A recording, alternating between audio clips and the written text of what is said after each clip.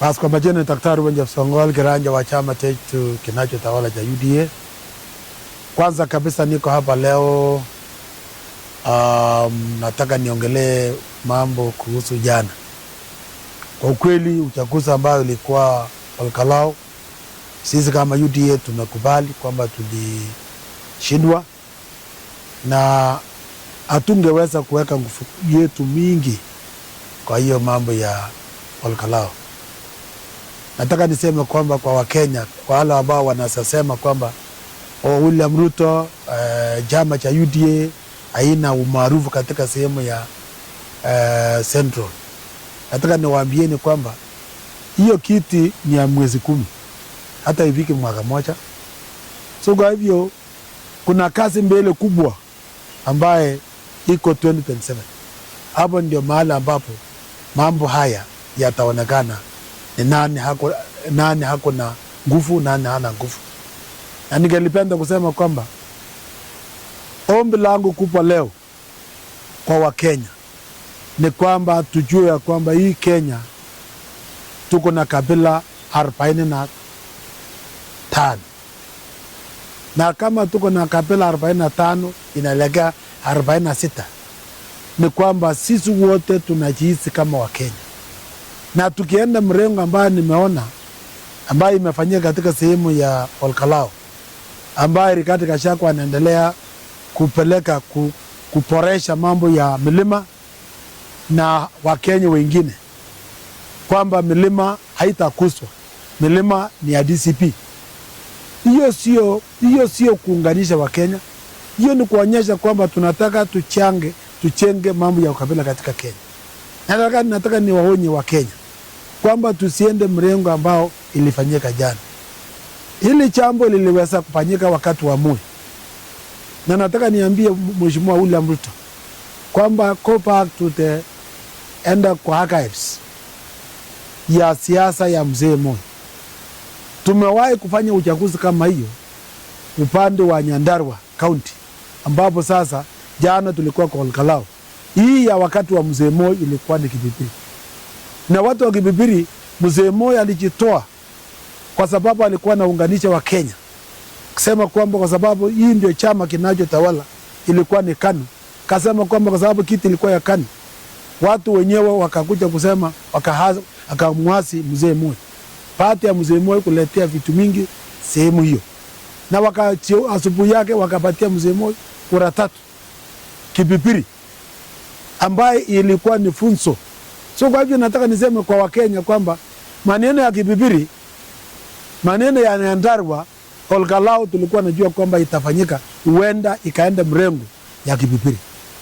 Na nataka niseme ya kwamba leo hii nataka niombe wa ndugu zetu wa Kikuyu kwamba tusiende mrengo ya Rigathi Gachagua.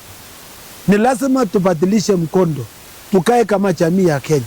Tusione chama cha UDA tunapopiga kura kwa sababu amutaki William Ruto, ati mnataka kufanya shughuli William Ruto kwa sababu ya uongozi wake, kwamba hatutaki William Ruto.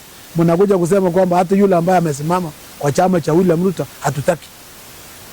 Hiyo ndio kuelekea kwa mambo ya ukabila, na hiyo ni mambo ya kupanda chuki kwa Wakenya. Nataka niseme ya kwamba leo hii watu wa Kikuyu wakisema sisi tunapikia kura chama chetu ya Kikuyu, wale wengine Wakenya wengine wakisema sisi tunapikia yetu, hii Kenya itaenda namna gani? Kwa sababu naona hii imekuwa ukabila. Rigathi Gachagua leo anaongea kusema kwamba William Ruto ajui siasa, yeye ndiye anajua siasa. Na anazunguka milima na kusema watu yangu. Kama yeye ni mwanaume zangetoka nje akuja aombe kura. Siku ile tulikuwa Imulo tikiti. Kwa sababu watu wa Kalenjin, Wakenya wengine wanataka kufanya mambo ya demokrasi. Unaona kwa chama chake akapata kura 12,000. Kwa sababu Wakenya walikuwa wanafikiria ni chama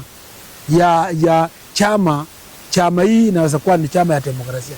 Lakini imejulikana kwamba ni chama ya mtu ambaye anataka kukandamiza chama nyingine ambao wako uongozini. So kwa hivyo nataka niseme kwamba nataka niambia Mheshimiwa Rais kwamba Your Excellency the President, learn from what came out during Moi's regime, mambo ya Kibibiri. Usistuke kwa sababu ilifanyika, hata ulikuwa serikali, ulikuwa kama ulikuwa mbunge na ikafanyika ukiwa naona. So nataka niseme ya kwamba usistuke. Wakenya wengi wako pamoja na wewe, hata tribes wako nyuma yako, hata nao Wakikuyu wengine wako nyuma yako. Usiwe na wasiwasi. 2027 Wakenya wamejisomea, wamejionea, wale watu wa ukabila, wale watu ambao wanataka kila kitu iende kwao, kwa sababu lengo la Rigathi Gachagua na timu yake ni kwamba maendeleo yote katika Kenya iende kikuu kwa Central. Wale wengine jamii zingine wasionekane. Mambo ya uongozi katika Kenya isiende kwa chama nyingine, iende kwa chama yao. Ndio unaona imeonekana chana kwamba hii ni chama chetu, chama yetu ya mtu yetu. Tupikie kura chama chetu ya mtu yetu. Then where we at? Tunaelekea wapi? So mimi nataka I want to tell my fellow Kenyans kwamba let us learn from what went on yesterday. Kwamba mambo ya Olkalau haikuwa ni kura ya kushindana kisiasa. Ni kura ya kuonyesha mambo ya ukabila katika Kenya. So hivyo mimi nataka kusema sisi hatuwezi kusema kwamba tulishindwa kwa sababu tu kuweka no, tulikuwa najua kwamba kama imekuwa watu wamenaro siasa mpaka imeenda kwa jamii, then we are heading nowhere. Ikienda sasa Wakikuyu wakisema chama chetu ni DCP, sisi chama nyingine nasema sisi chama chetu ni UDA na chama zingine. Wewe utaenda wapi na DCP katika hiyo milima? Mtaenda wapi na hiyo DCP? Mtaenda wapi? Kwa sababu mimi naona sasa imekuwa ni matisho. Ana 50 soon and very soon even the MPs wale wako kwa UDA wataama kwa mrengo, kwa sababu kila mtu na Oktoba asipatikane nje ya uchaguzi. Watatoroka. Na wakitoroka, kwa sababu hata wengi walitoroka wakati wa Moi. Wakikuyu wengi walitoroka kwa sababu wakati tu tuliposhindwa, KANU iliposhindwa Kibibiri, wote wakaenda kwa chama cha ya Matiba, wengine wakaenda ya DP, wengine wakaenda kwa chama chao ambayo iko kwa milima ama Central. Waliama wakawacha Moi peke yake, lakini Moi akaongoza Kenya hii for another 10 years bila hawa, na Kenya iliendelea. So mimi nataka naambia president hata saa hii hakuna haja, hata mimi naona hakuna haja hii mambo ya mawaziri kuchao kufanya nini? Hii mawaziri ambayo imechaa milima kufanya nini? Toa hawa, patia watu wengine ambao wako na haki, ambao wanaleta minjuu, kwa sababu tumesaidia wao ya kutosha. Tumepatia waziri 10, tumepatia PSS wengi, lakini hakuna kitu. Wanakuja kututarao, wanakutarao. Wewe umefanyia barabara, umetengenezea nini? Wanaendelea kukutarao. Mimi nataka kusema kwamba ile mawaziri ambaye hata kama ni mwezi 10, give other people ambaye who are loyal, watu ambaye ni waaminifu. Hakuna haja kuchaza mawaziri na mtu na watu na chokosa wewe kusema hakuna ule mtu na one dam na watu naimba one dam kiwa waziri ya serikali yako, one dam kiwa pia sako, one dam kiwa watu ambaye na tunapeleka vitu mingi. Hakuna haja. Moi alifanywa vile unafanywa saa hii, na Moi akawa mwerevu akashika jamii zingine, na Kenya siliendelea. Si Kenya hii iliendelea mpaka 2002. Kwani mnaogopa ya nini? Fanya waje kuogopa hawa.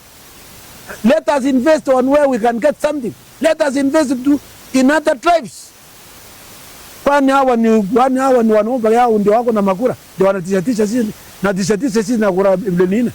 Kenya hii ni kubwa, wanatisha sisi. So I want to tell president, hiyo nafasi hiyo ya mawaziri pakisha wawili peke yake. Pakisha wawili peke yake wachunge nao.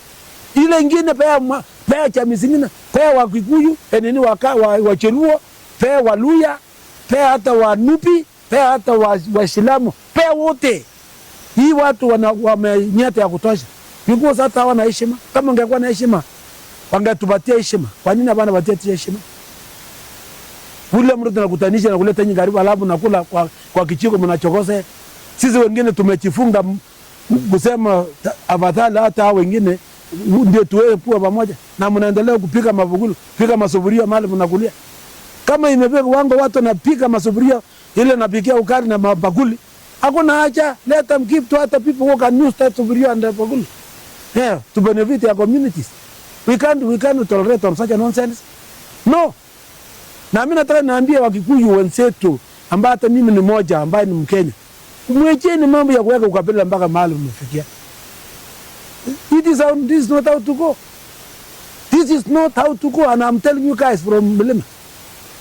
Msionyeshe William kwamba sio mwanaume, alafu unakuja tishatisha yeye na kusema sasa hii William amechua sasa ajui siasa. William Ruto anajua siasa ndugu yangu. Hata yeye kura ya jana kama angetaka achukua angechukua. Lakini kwa sababu ya heshima ya kuheshimu demokrasia katika nchi ndio unaona William Ruto hakutaka kuingilia mambo ya Olkalao. So sisi tunaona kama ni hiyo ya jana ilikuwa ni sungura. Na wale watu ambao wanaendanga mawindoni, sisi ambaye tunachua kuinda ukiwa mawindoni, sungura akiingia na ulikuwa na ngojea tikitiki, hawezi kutumia mishale yao kwa tikitiki, yani kwa sungura. Unangojea tikitiki kwa sababu unajua kuna nyama kubwa. Sasa unachukua kupika nini si sungura? So sisi nangojea ile nyama kubwa ya 2027 ili ukitumia kabisa kulenga, unalenga ile kitu ambayo inakuwa sawa. So wenyinyi mrugaruga kwa kusungura ya chana, tuliwawachia mpige, si tunangojea wanyama. Ile mnyama kubwa ya 27 ambayo tunajua ni ya tuta ya William Samoei Ruto. So msihangaika mnamuzulia kwa sababu hiyo hakuna namna. Ujifunze kutoka Moi. Pate ya Wakikuyu kutoroka kwa Moi.